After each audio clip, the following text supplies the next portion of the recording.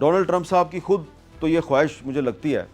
کہ وہ 14 مئی سے پہلے ایران کے ساتھ ڈیل کرنا چاہتے ہیں، اور پھر ان کی ایک اور خواہش بھی ہے جو مختلف سورسز سے ہم تک پہنچی ہے، اور ان کی وہ خواہش یہ ہے کہ وہ جب چین کے دورے پہ جائیں گے تو ان کی یہ خواہش ہے کہ نارتھ کوریا کے ساتھ بھی ان کے مذاکرات شروع ہو جائیں۔ وہ نارتھ کوریا کے ساتھ بھی مذاکرات کرنا چاہتے ہیں۔ ڈونلڈ ٹرمپ صاحب کی جو ٹیم ہے، ان کی ٹیم کا جو ایک اہم ممبر ہے، اس کی یہ ڈیوٹی لگائی گئی ہے کہ آپ پاکستان اور بھارت کے درمیان یہ جو کشمیر ڈسپیوٹ ہے اس پر ایک بریف تیار کریں پریزیڈنٹ صاحب کے لیے، اور اگر مڈل ایسٹ کا جو تنازع ہے اس پر ایران اور امریکہ کے درمیان کوئی ہسٹورک ڈیل ہو جاتی ہے، اور اس کے بعد ڈونلڈ ٹرمپ چین کی مدد سے نارتھ کوریا کے ساتھ بھی کوئی ڈیل کر لیتے ہیں، تو پھر وہ کوشش کریں گے کہ ان کے پاس جو باقی وقت بچے گا اس میں پاکستان اور بھارت کے درمیان جو کشمیر کا مسئلہ ہے اس کو بھی طے کرانا چاہتے ہیں۔ یہ ان کی خواہش کو نئی نہیں ہے، یہ ان کی بڑی پرانی خواہش ہے، اور جب وہ پہلے امریکہ کے صدر تھے تو پہلی ٹرم میں بھی انہوں نے اس خواہش کا اظہار کیا تھا، اور اس کے بعد ایک دفعہ جب عمران خان صاحب بطور وزیر اعظم امریکہ کے دورے پہ گئے تھے تو اس دورے کے دوران جب ان کی ٹرمپ صاحب سے ملاقات ہوئی تھی تو اس میں بھی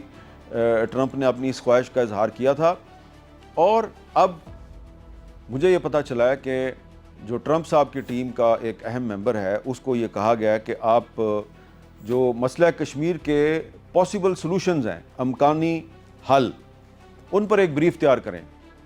اور اس کے بعد وہ کوشش کریں گے کہ بیک ڈور چینل سے پاکستان اور بھارت کے ساتھ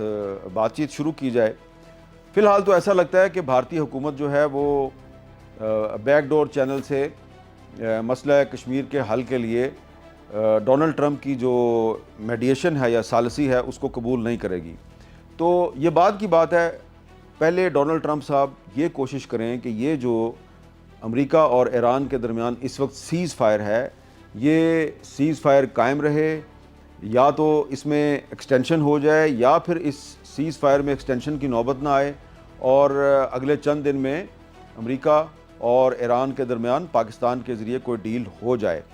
تو یہ ایک سنہری موقع ہے، اور یہ میں بار بار اس لیے بات کر رہا ہوں کہ اس سنہری موقع سے فائدہ اٹھانے کے لیے ڈونلڈ ٹرمپ کو نیتن یاہو کے انفلوئنس سے نکلنا ہوگا، اور اگر وہ نیتن یاہو کے انفلوئنس سے نکل جاتے ہیں تو یقیناً پھر امریکہ اور ایران کے درمیان ایک ایسی ہسٹورک ڈیل ہو سکتی ہے جس کے نتیجے میں جو مشرق وسطیٰ ہے وہ دوبارہ امن کا گہوارہ بن سکتا ہے۔ لیکن ہمیں نہ تو کسی اور کو دھوکہ دینا چاہیے، نہ ہی اپنے آپ کو دھوکہ دینا چاہیے۔ مشرق وسطیٰ میں مستقل اور جامع امن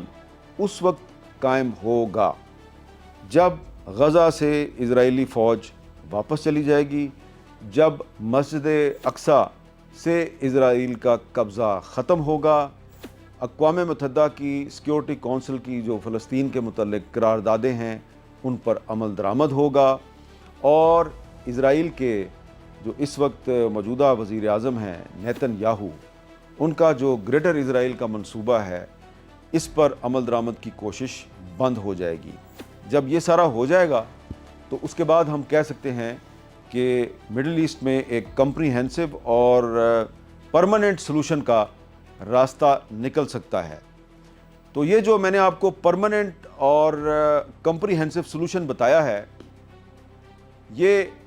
ڈونلڈ ٹرمپ کے لیے قابل قبول ہے یا نہیں، یہی ہے اصل سوال۔ یہ سوال آپ کسی بھی انٹرنیشنل پولیٹکس کا جو ایکسپرٹ ہے، انٹرنیشنل ڈپلومیسی کا جو ایکسپرٹ ہے، آپ اس سے بات کر لیں تو وہ آپ کو یہی بتائیں گے کہ فی الحال ایسا ممکن نہیں نظر آتا، فوری طور پہ ایسا ممکن نظر نہیں آتا۔ ایران اور امریکہ کے مذاکرات کا دوسرا راؤنڈ جو ہے اس میں اتنا بڑا سلوشن جو ہے وہ ایک دم سے اس پر اتفاق رائے نہیں ہو سکتا۔ اس پر بہت سے جو دیگر سٹیک ہولڈرز ہیں ان کو بھی آن بورڈ لینے کی ضرورت ہے، خاص طور پہ یونائٹڈ نیشنز جو ہے اس کی انڈورسمنٹ کے بغیر ایسا نہیں ہو سکتا۔ تو ہمیں دعا کرنی چاہیے کہ امریکہ اور ایران کے جو مذاکرات ہیں وہ آگے بڑھیں گے، اور ان مذاکرات کے نتیجے میں مشرق وسطیٰ میں امن کا ایک مستقل اور جامع حل بھی سامنے آئے گا، لیکن یہ فوری طور پہ ممکن نہیں، اور ان مذاکرات کے دوسرے راؤنڈ سے ہمیں بہت بڑی بڑی امیدیں وابستہ نہیں کرنی چاہیے، اور کوشش کرنی چاہیے کہ سلولی اینڈ گریجولی، آہستہ آہستہ ہم امریکہ کو اور ایران کو کنونس کریں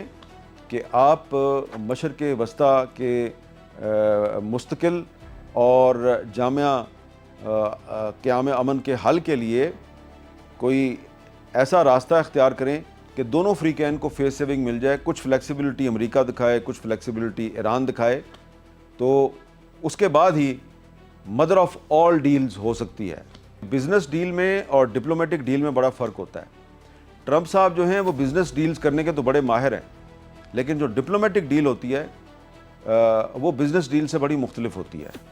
بزنس ڈیل میں آپ صرف اپنا ذاتی مفاد دیکھتے ہیں، اپنی کمپنی کا مفاد دیکھتے ہیں۔ جو ڈپلومیٹک ڈیل ہوتی ہے اس میں آپ صرف اپنے ملک کا مفاد نہیں دیکھتے، اپنے پورے ریجن اور انٹرنیشنل انوائرمنٹ کا بھی انٹرسٹ دیکھتے ہیں، انٹرنیشنل لا جو ہے اس کو بھی سامنے رکھتے ہیں۔ تو ڈونلڈ ٹرمپ صاحب جو ہیں وہ امریکہ اور ایران کے مذاکرات کو بزنس ڈیل نہ سمجھیں، یہ ایک ڈپلومیٹک ڈیل ہے۔ اچھی ڈپلومیسی کے ذریعے آپ ایک اچھی ڈیل حاصل کر سکتے ہیں، اور آخر میں پھر کہوں گا کہ یہ جو مدر آف آل ڈیلز ہے یہ صرف اسی صورت میں ہوگی جب ٹرمپ نیتن یاہو کے انفلوئنس سے نکل جائیں گے۔ اور چلتے چلتے یہ بات بھی یاد رکھیے گا کہ ٹرمپ اور نیتن یاہو نکلے تھے ایران میں رجیم چینج کے لیے، لیکن اب اسرائیل میں رجیم چینج کا خطرہ بڑھ گیا ہے، امریکہ میں بھی رجیم چینج کا خطرہ بڑھ رہا ہے، اور اگر ٹرمپ امریکہ میں رجیم چینج کے خطرے سے بچنا چاہتے ہیں تو انہیں چاہیے کہ وہ اپنے موقف میں کچھ لچک پیدا کریں اور ایران کے ساتھ ایک ایسی ڈیل پر اتفاق کر لیں جس میں دونوں کو فیس سیونگ مل جائے اور مشرق وسطیٰ میں مستقل اور